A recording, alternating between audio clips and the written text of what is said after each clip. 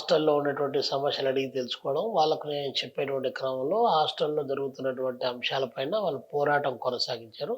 దాని నుంచి మొదలైనటువంటి నా జీవితం అలా ప్రొద్దుటూరు అన్నమ్మ హాస్టల్, దాని తర్వాతొచ్చేసి పులివెందుల దగ్గర తొండూరు మండలంలో BC hostel, then Ramakrishna junior college Kadapa, అది అయిపోయిన తర్వాత కడప ఆర్ట్స్ కాలేజీ.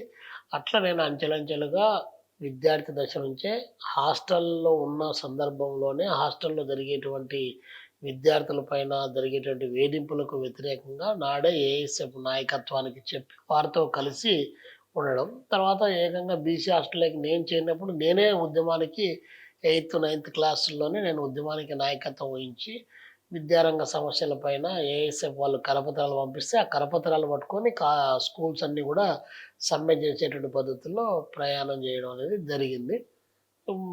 10థ్ క్లాస్ అయిపోయిన తర్వాత ఇంటర్మీడియేట్‌కు కడప రామకృష్ణ జూనియర్ కాలేజీలో వచ్చి ఇంటర్మీడియేట్ జాయిన్ అయ్యాను. ఇంటర్మీడియేట్ జాయిన్ అయిన తర్వాత నేను కొన్నాళ్ళ పాటు పనిచేసేటువంటి క్రమంలో కడప నగర జాయింట్ సెక్రటరీగా, రామకృష్ణ జూనియర్ కాలేజ్ యూనిట్ సెక్రటరీగా ఎన్నిక చేశారు. అట్లా వన్ బై వన్ విద్యారంగ సమస్యల పైన విద్యార్థి నాయకులతో విద్యార్థి ఉద్యమాల్లో ప్రముఖంగా పాల్గొని, నా విద్యాభ్యాసం గూడా ఇక్కడ మనం ఎక్కడైతే కూర్చున్నామో, హోస్టల్ భవన్‌లో అయితే కూర్చున్నామో, ఇక్కడ ఇంటర్మీడియేట్ నుంచి ఇదే ఆఫీస్ కేంద్రంగా నేను పనిచేసేటువంటి క్రమం మొదలైంది. అట్లా నేను విద్యార్థి ఉద్యమాల్లో వచ్చాను. కడప జిల్లా ఏఎస్ఎఫ్ సెక్రటరీగా అయిన తర్వాత ఈ జిల్లాలో ఉన్నటువంటి రాజకీయ పరిస్థితుల పైన, అదేవిధంగా ఈ జిల్లా సమగ్రాభివృద్ధికి సంబంధించిన జరిగిన పోరాటంలో గాని, ప్రొద్దుటూరు పాలకేంద్రం మూత వేసినప్పుడు కడప కలెక్టరేట్ దగ్గర hunger strike communist party AITUC నాయకత్వం చేస్తే, హంగర్ స్ట్రైక్ సందర్భంగా నేను విద్యార్థి నాయకుడుగా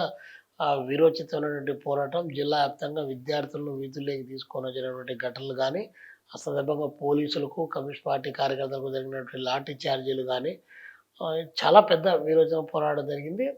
అల్టిమేట్ ఇలాంటి దీంతో పాటు కడప జిల్లా సమగ్రాభివృద్ధి, రాయలసీమ కరువును పారదోలాలంటే కృష్ణానది జలాలే పరిష్కారం అని చెప్పేసి గండికోట ప్రాజెక్టును కంప్లీషన్ చేయాలి. గండికోట ప్రాజెక్టుకు పునాదులు వేశారు. దానికి నిధులు కేటాయించాలని చెప్పి గండికోట దగ్గర నుంచి కడప కలెక్టరేట్ వరకు జరిగిన పాదయాత్రలో ప్రత్యక్షంగా నేను పాదయాత్రలో భాగస్వామిని కావడం.